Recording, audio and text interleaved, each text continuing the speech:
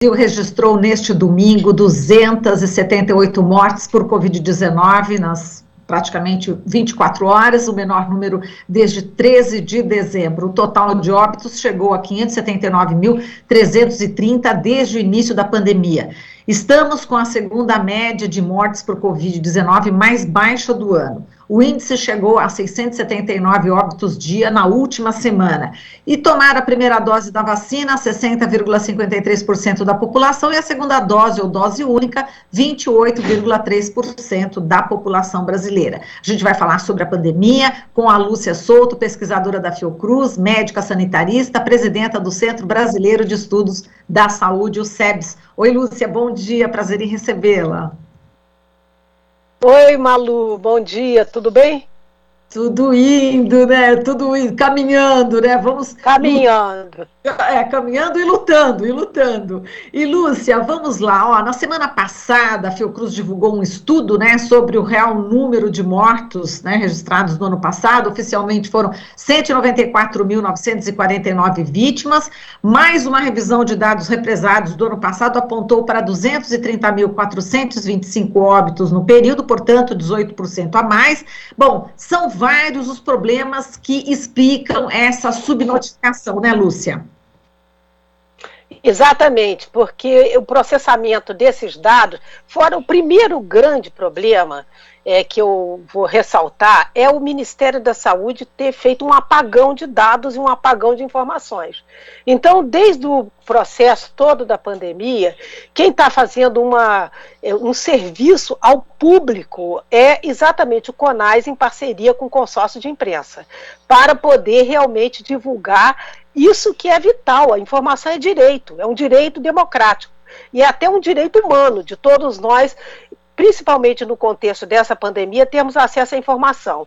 Mas são várias as explicações, digamos assim, para esse represamento, né? Porque o processamento desses dados, ele pode demorar 27, um mês, entendeu? Um pouco mais, e até mesmo pode chegar, dependendo dessa complicação que está o sistema de informação hoje, até quase 6 meses, entendeu? Então, essa informação que está sendo consolidada agora, ela é importantíssima, porque mostra aquilo que nós já havíamos alertado, muitos de nós, que havia uma subnotificação.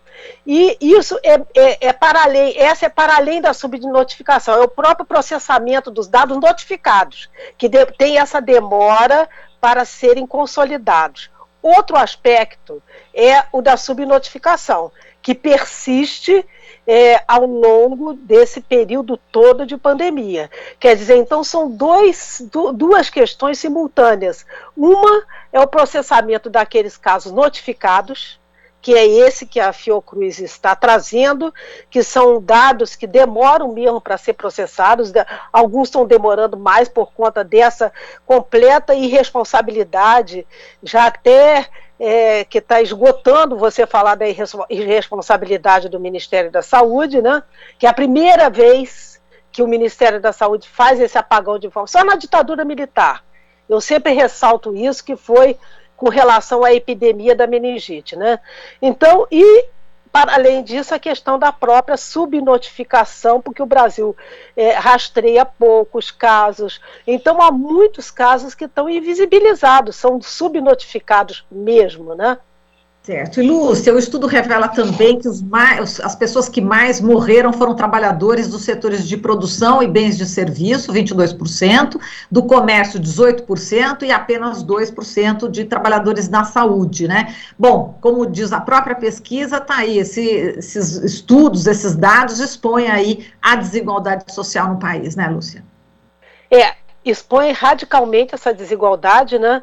E também expõe um lado positivo, assim, se é que dá para falar dessa forma, né? Que os 2% de profissionais de saúde, de trabalhadores da saúde, esse percentual que é relativamente baixo, né? Se dá por conta de que são aqueles que estão fazendo as medidas de proteção individual, que estão usando máscara, que estão fazendo as medidas não farmacológicas de proteção e, portanto, estão protegidos, de fato, né? Agora, com relação à desigualdade, ela é abissal. Quer dizer, você vê que esses trabalhadores estão sendo jogados, né, para se expor e para se infectar e para, portanto, morrer como consequência disso, porque o governo ignorou, abandonou essa população. É um abandono radical dessa população que se expressa nesses dados, né?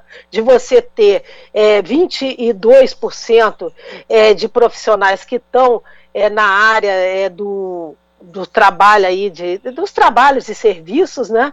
E também o comércio. 18% daqueles que estão na atividade do comércio, né? Quer dizer, nós sabíamos que não houve, na verdade, uma política propositiva, né, com auxílio emergencial, com apoio econômico para essas atividades, para que essas trabalhadoras e trabalhadores pudessem ter a segurança e a garantia de estarem se protegendo nesse momento de pandemia.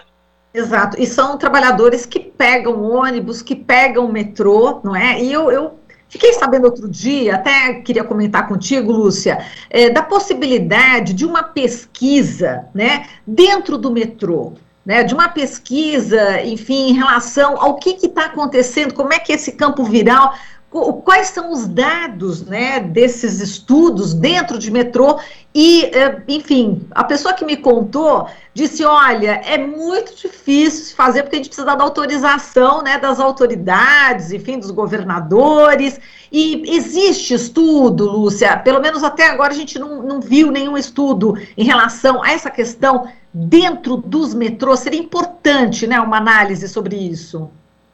Seria importante, mas, na verdade, isso já está indiretamente comprovado, Marilu. Por que isso está indiretamente comprovado? Porque desde o início da pandemia, à medida que o tempo foi passando, o ano passado, essas áreas de concentração, de grandes concentrações e aglomeração, em recintos fechados, que o metrô, ônibus, todos esses transportes coletivos são grandes recintos fechados, com pessoas apinhadas, muita gente chamando aquilo do navio negreiro do século XXI, porque são pessoas completamente numa situação desumana, já é normalmente desumano, no contexto de uma pandemia é exatamente um espaço extremamente favorável, porque a aerossol, toda aquela transmissão consolidada do coronavírus que está se dando nesses espaços de aglomeração. Então, nós podemos não ter uma pesquisa direta, mas são os espaços onde esse problema se manifesta. Exato. Agora, outro levantamento da Fiocruz aponta que a pandemia está longe aí de acabar, né, com o avanço da variante Delta, até 70% mais transmissível e mais resistente às vacinas, como diz o estudo. Agora, como o número de mortes está menor, né, enfim, a ocupação de UTI, enfim, o número de internações, apesar que já existem estados que já estão com esse crescimento, novamente com o crescimento, governadores e prefeitos estão colocando fim na quarentena, né? Quarentena muito entre aspas, né? Como é que você vê as medidas, né, de liberação desses governadores e desses prefeitos, Lúcia? Olha, nós já temos, assim, um dado de realidade muito objetivo em alguns estados, né? Por exemplo, primeiro, só para dizer, essa redução, essa queda que tem sido constante, né, dos números de casos e do número de infectados, ela é uma notícia boa para a sociedade e mostra o impacto das vacinas. Porque isso, com certeza, diz respeito àquela informação que você deu previamente, que 60% da população brasileira já está vacinada com a primeira dose e que cerca de 28% com as duas doses. Isso provocou um impacto. Agora, o que está ocorrendo agora? Com essa entrada de novas variantes, no caso a variante Delta, que ela escapa um pouco da vacina, mesmo as pessoas vacinadas com 2 doses da vacina, têm casos leves, e estão protegidas dos casos mais graves, mas também tem um grupo suscetível que está fora ainda das 2 doses de vacina. Se você tem 28%, 70% da população está fora. Quer dizer, 70% colocando aquele grupo que ainda deverá ser vacinado, né? Então não é o momento de você fazer essa liberação, é um momento de cautela, há um sinal de alerta muito sério em várias capitais e estados brasileiros, como é o caso, por exemplo, do Rio de Janeiro, que está com as UTIs lotadas, inclusive em várias cidades da região metropolitana e para o interior do estado também. Tanto que o próprio prefeito da cidade do Rio de Janeiro se viu obrigado a recuar de algumas medidas de liberação que havia adotado por pressão e informação do próprio comitê científico.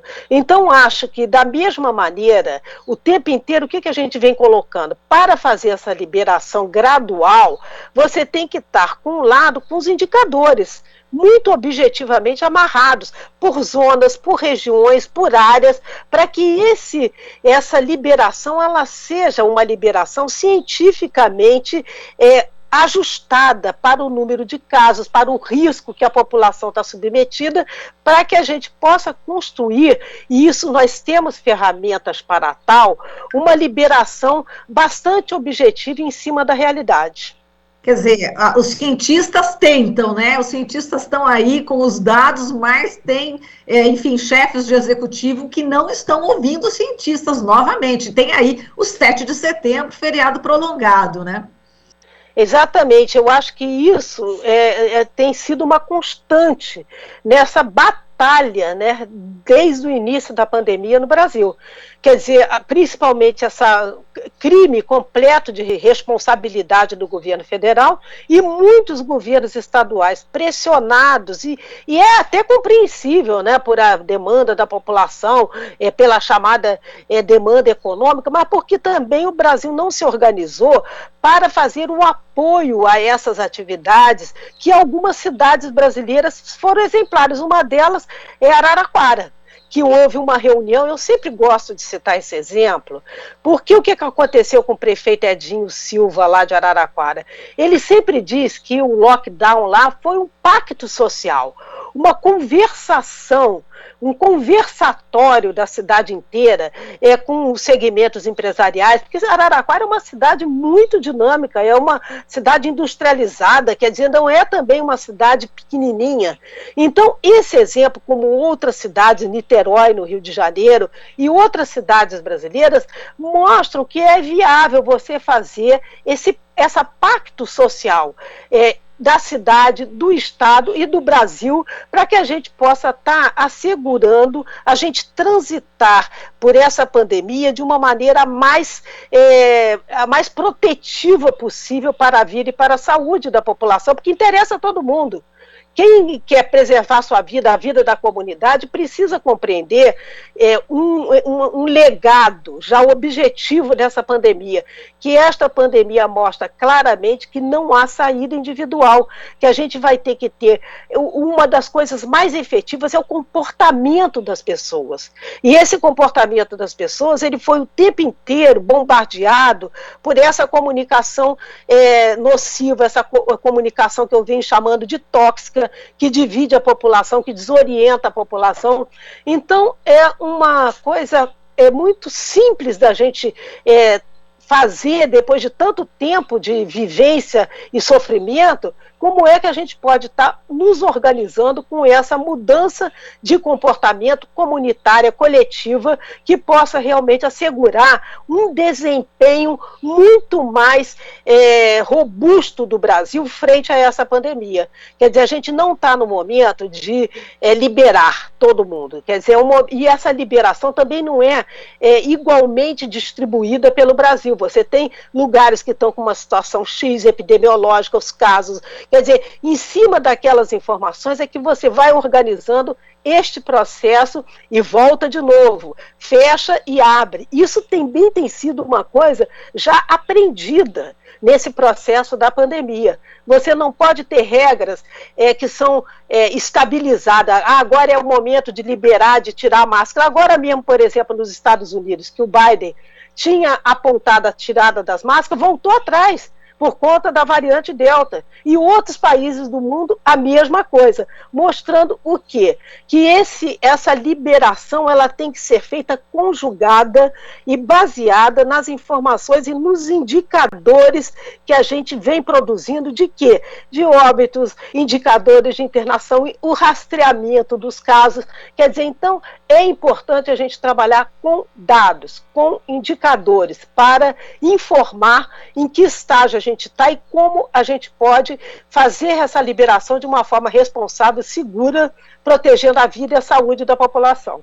Muito bem. Lúcia, você citou os Estados Unidos, o Miguel Nicoleles, né, cientista, médico também, ele fez uma live, né, no movimento, né, no site do Movimento dos Trabalhadores Sem Terra, MST, e fez um alerta aí muito grande, disse que deve explodir aí no Brasil de novo, uma nova onda em meados de setembro. Ele relata também o que aconteceu nos Estados Unidos e em Israel. Enfim, o que acontece lá depois acontece aqui. Temos aí o 7 de setembro, a mobilização, né, contra o governo Bolsonaro. Qual o seu posicionamento, Lúcia? Está todo mundo preocupado aí com o 7 de setembro? Enfim, qual que é a sua análise em relação à manifestação? A gente está vendo 6 mil índios em Brasília, mas todos vacinados com 2 doses e fazendo aquele monitoramento rígido. Como é que você vê essa manifestação, hein, Lúcia? Delicado esse tema. É um momento delicado, Marilu, mas é um momento também de enfrentamento. Entendeu? Porque, na verdade, o grito dos excluídos é uma data histórica dos movimentos sociais e populares no Brasil. A campanha Fora Bolsonaro adotou, inclusive, essa agenda de manifestação exatamente por conta dessa tradição, dessa história de lutas pela emancipação, pelos direitos, que vem sendo construída ao longo de muito tempo, né? Então, essa agenda do dia 7 de setembro, ela já estava marcada, bem antes dessa afronta do governo Bolsonaro à democracia, às instituições democráticas, todas essas ameaças. Quer dizer, quem resolveu fazer algo no mesmo dia que já estava programado foi exatamente essas forças que querem fazer um amedrontamento, uma intimidação da sociedade brasileira nessa ameaça diuturna com relação à questão da democracia. Então, com relação a uma análise mais política, já está decidido pela coordenação da campanha Fora Bolsonaro que a data das manifestações do 7 de setembro está mantida. E isso é um acerto. Eu acho que é uma análise correta da coordenação de manter essas manifestações para o dia 7 de setembro. O Bolsonaro está trabalhando, Marilu, com esse dia como se fosse um dia de vida ou morte para ele. Para nós do campo democrático, popular, não é uma questão de vida ou morte, é mais uma manifestação num momento de acumulação de forças, de expressão da decisão da população de não abrir mão dos seus direitos e muito menos do seu país, da soberania e da democracia, né? Então é nesse contexto. Com relação às medidas de saúde, você lembrou, e eu acho que é um excelente exemplo, essa manifestação dos povos indígenas em Brasília contra o marco temporal, né? Eles estavam vacinados e eu acho que essa manifestação ela já vai se dar num contexto, primeiro, de um maior número e contingente de pessoas já vacinadas. E também a gente observa em todas essas manifestações realizadas até agora, no campo dessas manifestações populares, uma clara proposta de fazer o uso de máscaras. Você observa que chega a ter até separação de 1,5 metro em vários lugares. Quer dizer, então não são aglomerações, as pessoas estão fazendo as máscaras, inclusive aquelas N95, PFF2, as máscaras de maior proteção.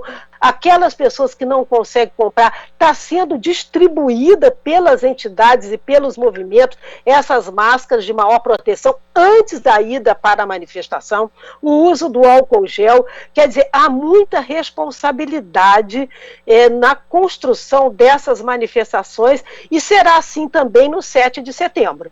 Então, acho que há uma responsabilidade, o alerta que a gente faz o tempo inteiro fazer valer essas regras, né? O uso de máscara, o uso de álcool gel, manter o distanciamento. Isso não é complicado, porque a vida real mostrou que isso ocorreu em outras manifestações. Então, é possível fazer manifestações de forma segura e responsável. Perfeito. Tá certo, Lúcia. A gente agradece aqui a sua participação. Um forte abraço e brevemente realmente estaremos com você de novo. Lúcia, um beijo. Forte abraço, Marilu. Um beijo. Tchau, querida. Falamos aqui com a Lúcia Souto, pesquisadora da Fiocruz, médica sanitarista, presidenta do Centro Brasileiro de Estudos da Saúde, o CEPS. Você está ouvindo Jornal Brasil Atual. As notícias que os outros não dão.